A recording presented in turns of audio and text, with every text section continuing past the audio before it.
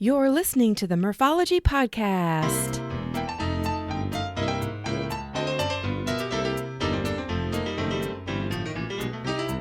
Thanks for tuning in to the MurphologyPodcast. AKA Murph here to share interviews about biking experiences from bicyclists who have pedaled to places all over the U.S. Each week, we will get to know new people and explore new destinations to ride your bike. As you listen to these adventures, you may wonder, why haven't I done that yet? All right, well, on the show today is Todd Cowan. Hey, Todd, how are you doing today? Doing great, Kathy. How are you? Good, good. Well, we haven't really met besides the few minutes we just talked before pushing record, but I had a podcast fan named Paul who sent me a message and said, you should talk to my friend Todd. So here we are talking to Todd.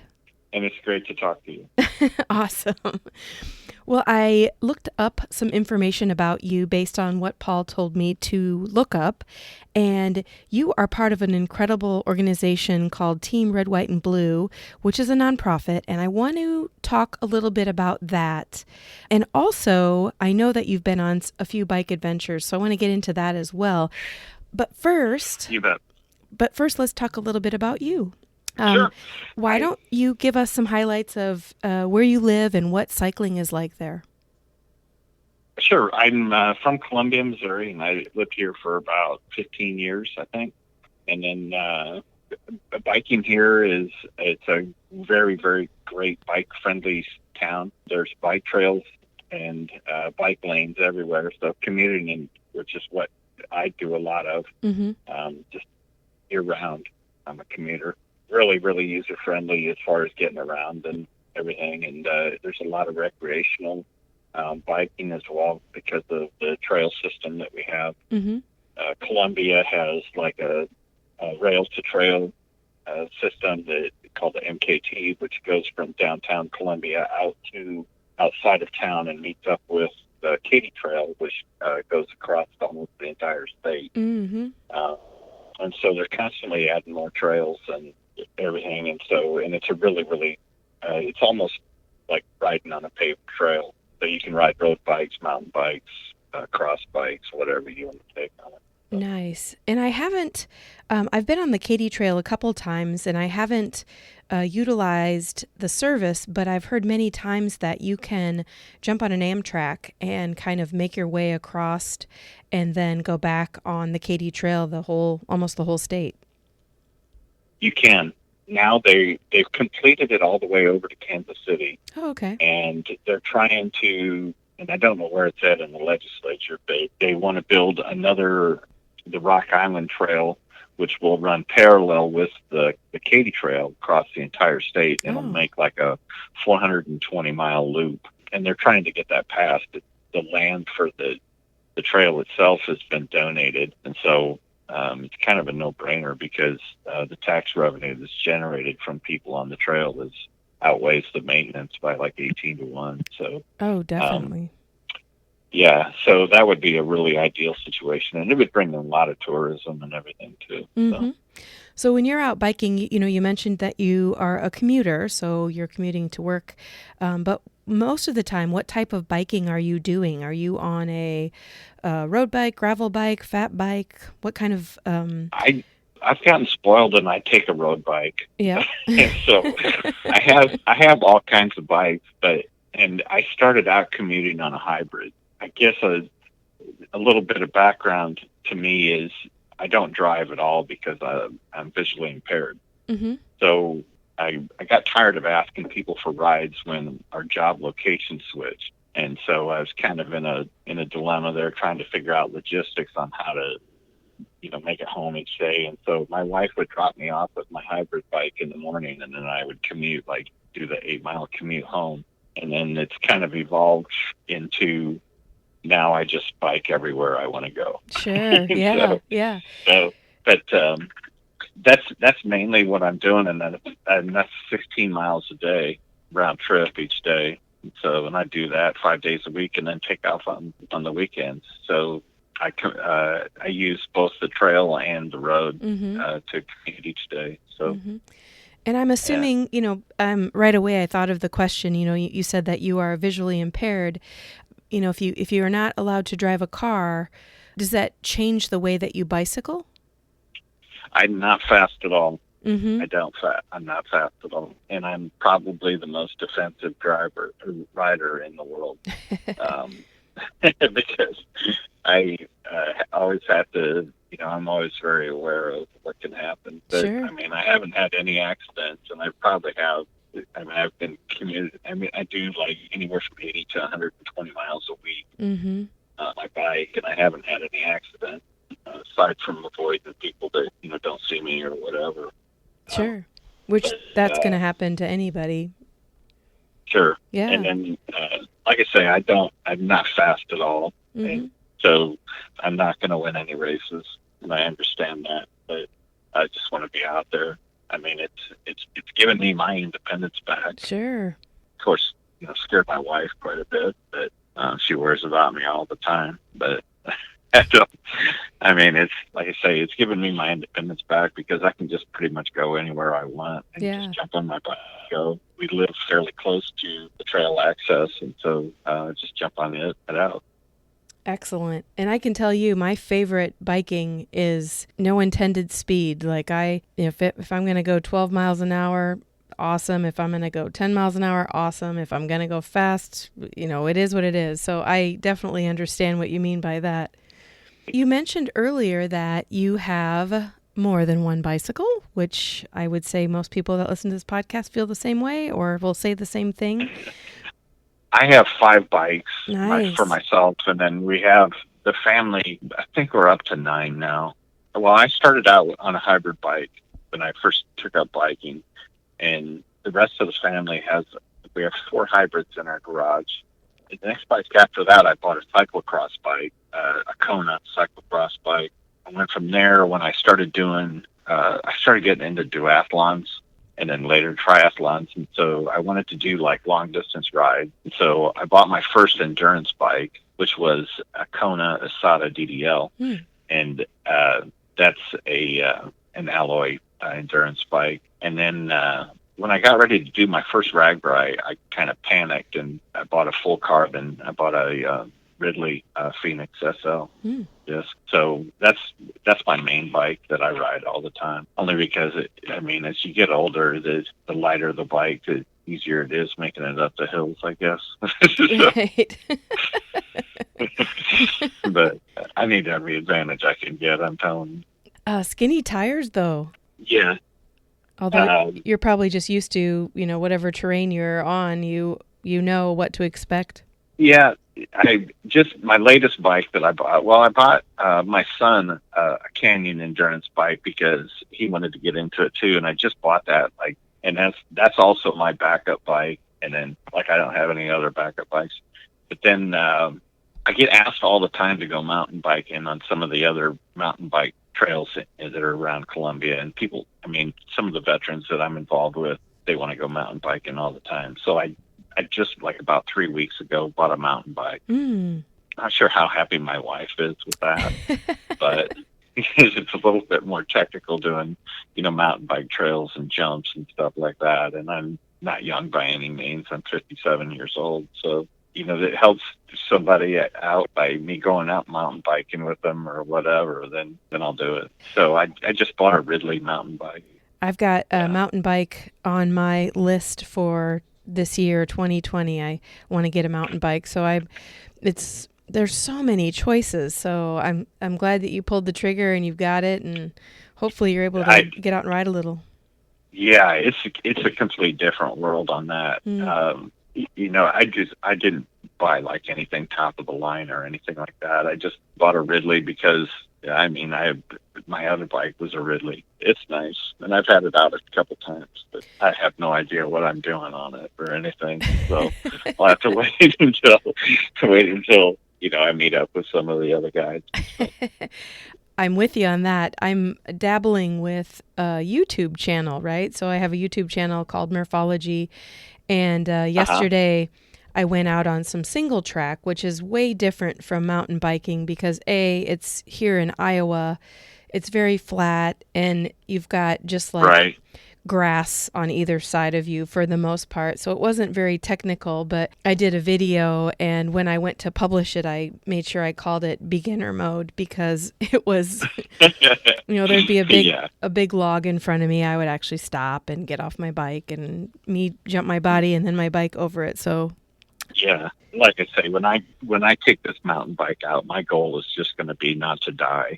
I mean, I don't have any intention of ever doing this or anything like that. I think that's a very good goal, and I'm sure your wife will appreciate that. Sure, she'll probably put me like in an armored suit or something like that. Oh, that's great. A quick interruption to tell you this week's podcast is sponsored by Lizard Lips Lip Balm. These great lip balms contain natural ingredients, come in a variety of flavors, and you can choose certified organic or balms with sun protection. Check it out at lizardlips.net. Now back to the show. Well, let's get into Team RWB, which you did mention briefly that you are a veteran, so I wanted to say thank you for that. And it sounds like you are now in a mode where you're helping other veterans. So let's get into what Team RWB stands for and maybe a little bit about the history. Sure. Team Red, White, and Blue was formed several years ago by Mike Irwin. And he was a veteran, and he saw a need for this kind of organization. And it's a nonprofit organization. It stands for Team Red, White, and Blue. Mm-hmm. The mission of the organization is to enrich the lives of America's veterans by connecting them to their community through physical and social activities. There's 200 chapters nationwide. Oh, what wow. I tell people, it's funny because you get asked that like while you're on RAGBRAI, and you have like 10 seconds to give somebody a quick spiel. Yeah. And I say, we're just like the American Legion, only we don't just sit around and smoke cigarettes and complain about the government. And that's, like I say, we are probably the most active veterans organization there is out there. Mm-hmm. It's like I say, there's 200 chapters nationwide, 192,000 members. It's open to everybody, community members and veterans alike, because you can't connect somebody to the community if you don't have a community. And so the real mission of it is the transition between going from, being on active duty or in the reserves to civilian life is really hard. And a lot of people, a large percentage of veterans, when they get out of the service, they don't end up in the town where they're from, and they relocate to somewhere else. With Team RWB, no matter where you end up, I mean, you've got family there. Mm-hmm.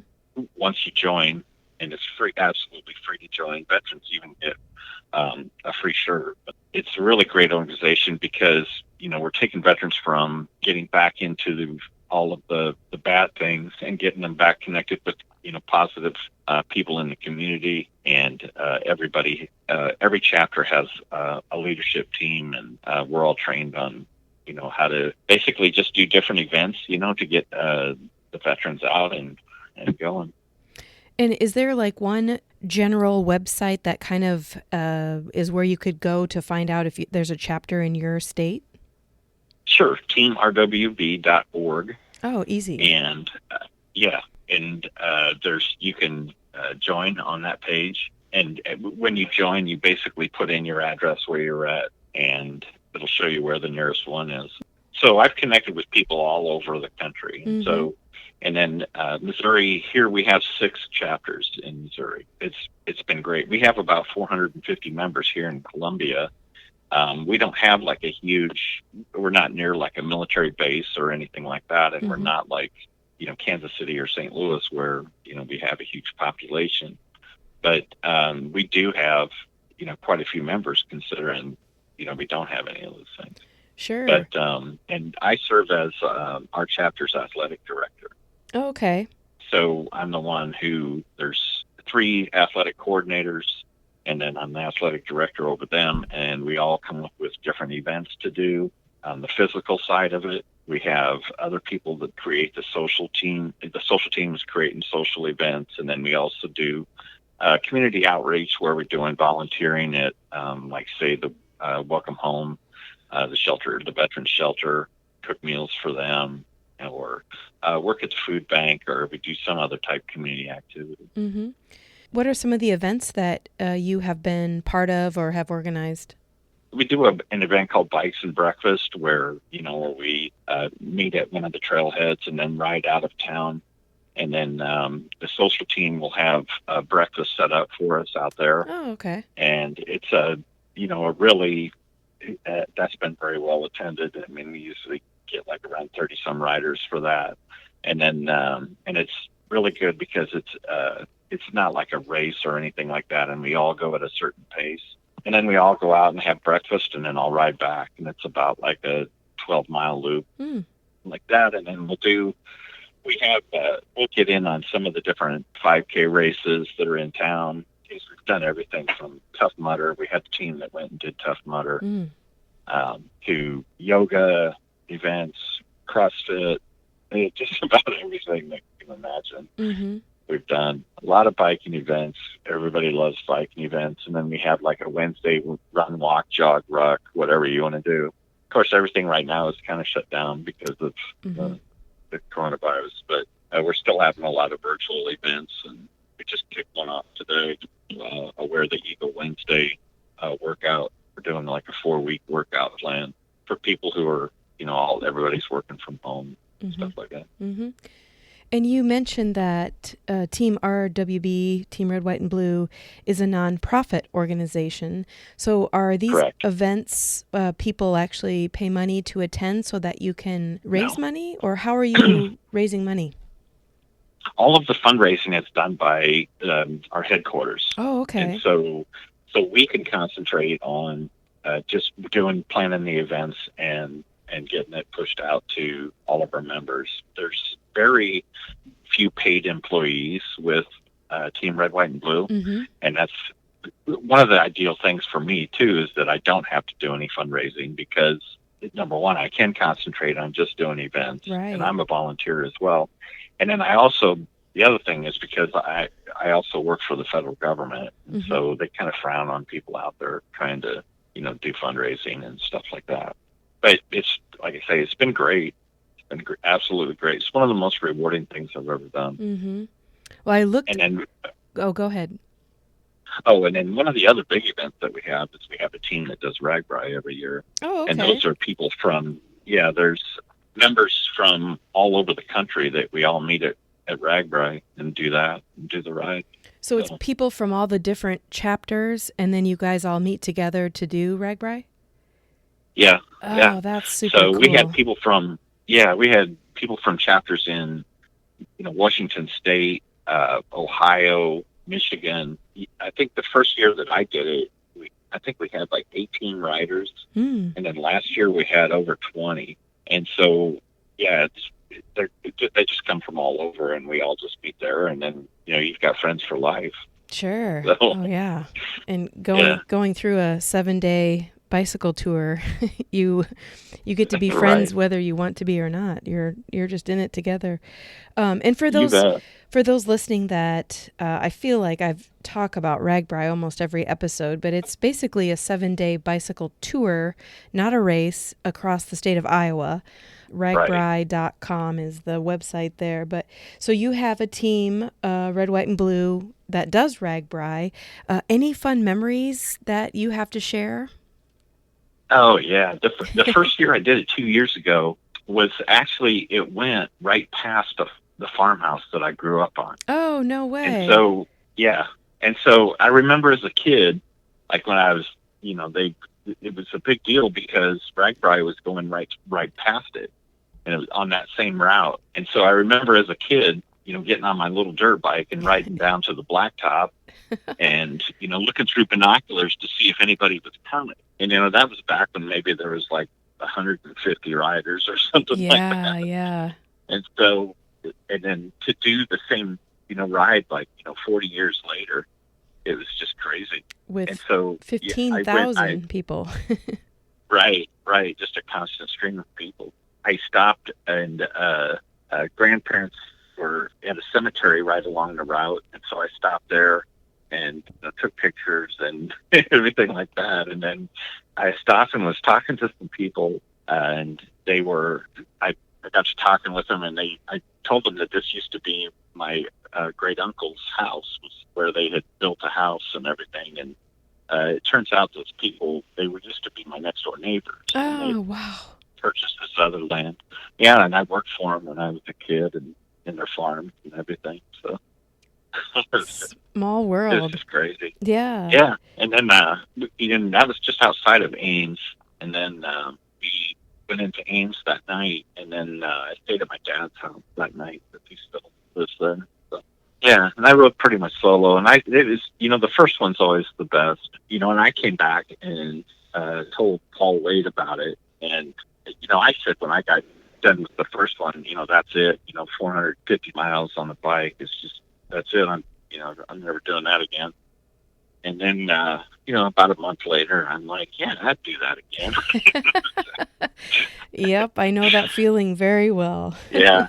So I told Paul Wade about it, and then he did it last year for the first time. And then I don't think a day goes by without getting a text message from Paul Wade about RWB. So he just never shuts up about it. And we actually had a route announcement party here at my house in Columbia, Missouri, and we had people from as far away as Chicago come in for it, just for a party. And then we did a polar bike poker ride in the afternoon. And it was a Team RWB event. We had all kinds of Iowa themed food and everything. So, that's great. Yeah.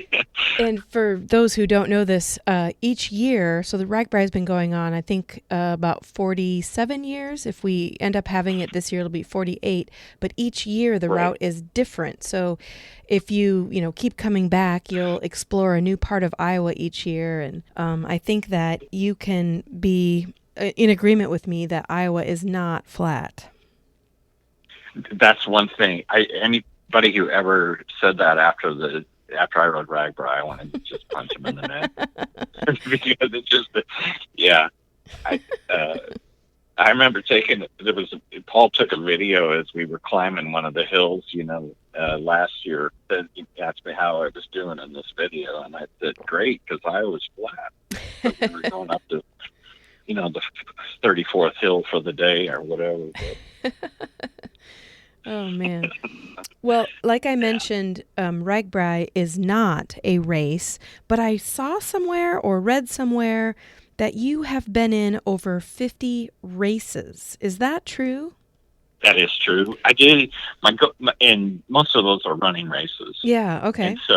And then duathlons, triathlons. I've done 4 triathlons, and then duathlons, and then obstacle course races and everything. And I started with my very first one. I started saving all my bibs, the bib numbers. And so I've got a wall. And my goal when I started was to get the number of years I was. And I thought that I could do it by 50, but I didn't. And then I just recently, the last race that I did about a couple months ago, my 57th. So that was the one that matched my age. Oh, so you made it. I did. Yeah. I did. I've got 57 bibs on my wall. It's a pretty cool accomplishment to have 57 bibs. And I saw it on, might have been on Facebook. I saw a photograph, and I was a little bit jealous because I do not keep all my bibs, and it was such a cool photo. Oh yeah. And it's been great collecting them because, when I joined Team RWB, that was one of the huge things, is that we did, almost a race a month, it seemed like. And so, I joined at first as a member, and then, they figured out that I had organized some different events for the Veterans Administration, which is where I work. And so they said, if you can organize, just one event a month, this would be great. We'd love to have you come on as an athletic coordinator. And I went from that to athletic director. But I tell everybody, I swear they're trying to kill me, because I mean, I've done more races with them, I think, than I did, in the 10 years before I joined them. Yeah. Well, besides all the races, have you been on any other adventures? Like maybe, of course, you mentioned RWB, which is a bicycle ride. Any other adventures that you want to share? Back in 2000, I played in the World Blind Golf Championships in Scotland. That was a lot of fun. And then a couple of years ago, I went to the National Disabled Veterans Winter Sports Clinic in Snowmass, Colorado, and I'd never skied before, so that was pretty fun. And then they gave a blind guy a snowmobile. I guess as long as you sign a waiver, they'll do anything. But so, and that was fun. So just had a blast. There's nothing I won't do as long as I'm not going to hurt anybody else. Right. So go zip lining with my family and or something like that. Just no matter what, I'll always do it. We're always coming up with different things, for our members of Team Red, White, and Blue, and so there's always something. Excellent. And did you take ski lessons, or how did you go from never skiing to skiing?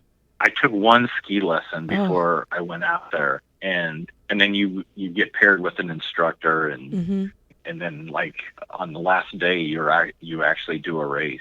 Wow. And so you're timed and everything like that, and it's really a big deal. But I mean, yeah, I get asked every year if I wanted to go back, but and I went kind of, even though I work at the VA, I'm also a patient there as well, and so I went out there as a patient. But it was really interesting to do it because you learn the importance of people that have been either, they've come up with so many different ways to get people able to ski, whether it be on a different adaptive equipment and stuff like that, and any way that they could, they send them down the mountain. You'd see people that had spent years never pressed or whatever. Everybody that you saw there just had the biggest smile on their face. Oh, I bet. It was just a huge accomplishment for them. Just something like that was just so rewarding. And I was able to take that back to Team RWB and said, this is what we need to do. We need to make sure that every single person that comes in contact with us is just having the best time of their life. And so that's really what I want to do. And if it means we're always trying to get numbers, as far as the number of people that we have attend our events, but it was Team Red, White, and Blue. But for me, it's more important if I just have one person there that I connect with. It's gonna, may have done nothing but sat in his basement being depressed. And if I get that one person outside doing stuff within his community, I know it's going to be a positive experience for him. So, we can talk about how many members we have and how great it is to get all these people out doing stuff and everything. But like I say, it's the important ones. Those are the ones that we really want to reach. Boy, I would say you are a perfect person to be part of that group, and just the organization in itself, the Team Red, White, and Blue, just sounds amazing. I'm glad I got to learn about it today. Well, I'm glad to tell you about it. I mean, yeah. A quick interruption to tell you this week's sponsor is Thirsty Pigs, a full-service mobile event company offering beer, wine, spirits, plus catering for any indoor or outdoor event. Check out more at thirstypigs.com. Now back to the show. Well, okay, so you've got your 57 races done, but, you're going to age, so you'll probably have to do at least one race a year going forward. Unless I can get ahead some, then I can just quit. Oh, yeah, there you go. Well, once we don't have to be worried about the coronavirus, do you have adventures on your horizon when we're able to be out and about?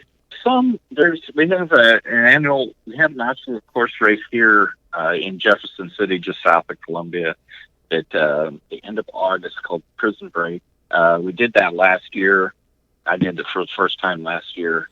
And what was great about it was we did the entire thing as one group. So there were 20 of us going over every obstacle together and, digging through the mud, all of us together. And it was a great team building exercise. So we weren't to care about, our time or individual time. Yeah. And then RWB, and then I thought about doing another triathlon in August for my birthday. And then Tour de Corn. I don't know if that's going to happen yet or not. That's another one. That's another century ride in eastern Missouri. That's in June, but I don't know if that's going to happen yet or not. Sure. But we'll see. Yeah. And then, of course, RWB. I'm signed up for RWB again. Good. Okay. So I figure since you have a route announcement party, you have to do RWB. Especially when you're hosting it. I mean, you are the one hosting it. I know. We have so many. I mean, our house it's just my wife and I and my daughter, and my son isn't here anymore, so has his own apartment, and so it's just us three. But we have a fairly large house, and so like for the route announcement party, I mean, we had people sleeping on the floors, in the beds, everywhere. You know, we could stick somebody. There was somebody sleeping here because people came in from other states and everything like that just for this party. Yeah, that's awesome. So, yeah, it was fun. Well, looking at all the stuff that you have done and you want to do, any advice you would give to people that are listening right now that maybe want to get more active? I get asked this a lot, and, you know, I deal with, you know, people with, you know, disabilities a lot. And my biggest advice to them is stop dwelling on what you can't do, figure out what you can do, and just keep doing it. And if there's somebody out there that wants to get more active, find a chapter or find a hobby, set a goal, and work towards it. There's nothing as easy. I remember, you know, I took up running just because, I mean, I had gained a lot of weight.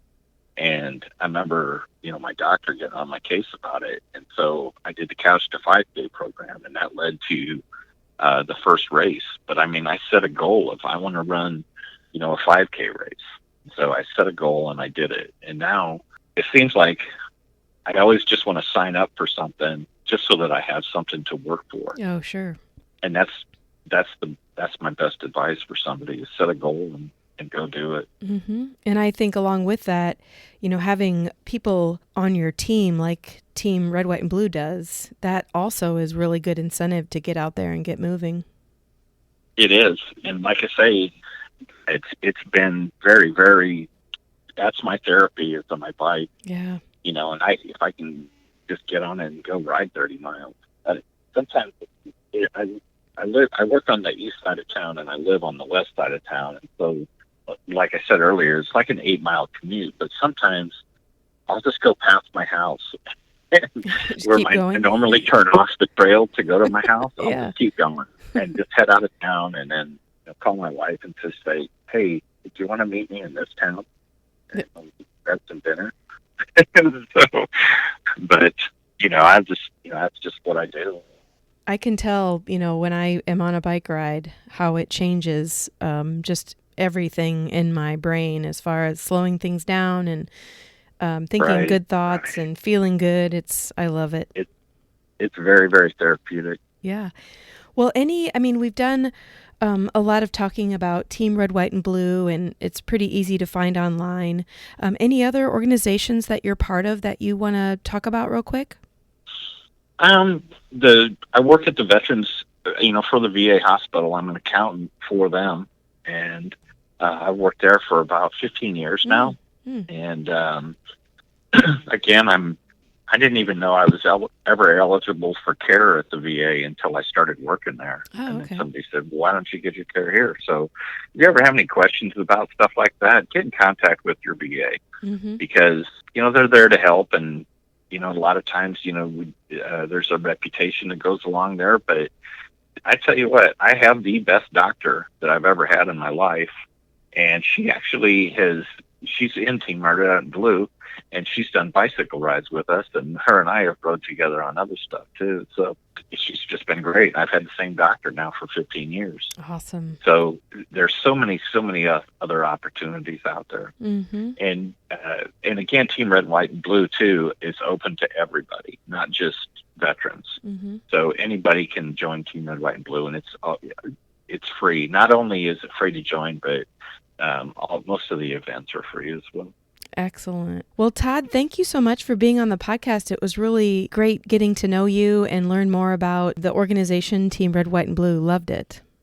Well, it's been great. I mean, I'm sorry I ramble a lot and I talk too much. And usually if my wife was sitting here, she'd say, oh, Todd, just shut up.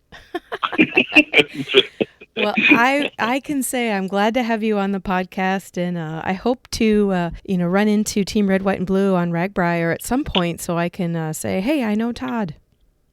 Oh yeah, do, because like I mean, we always have the tent up, and it's a big red, white, and blue tent. Oh, cool. And stop and have a piece of pie somewhere or something. There you go. There you go. Well, thank you so much. Kathy, it's been great. Well, that's it for this week. I hope everyone's staying healthy, safe, and sane during these strange times. Special thank you to Todd Cowan for talking about his adventures and also telling us about the great nonprofit organization for veterans called Team Red, White, and Blue. As he mentioned, Team RWB is actually open to everybody, so be sure to check out teamrwb.org. Also, one note, I recorded this episode before RAGBRAI announced that they were postponing the 2020 ride, so that's why you heard us talking about going this year. Email me your topics or names of cyclists you find interesting at MurphologyPodcast@gmail.com. You can go to MurphologyPodcast.com to find all kinds of great info, and I recently launched a YouTube channel, so if you want to see videos of the places I bike, check that out.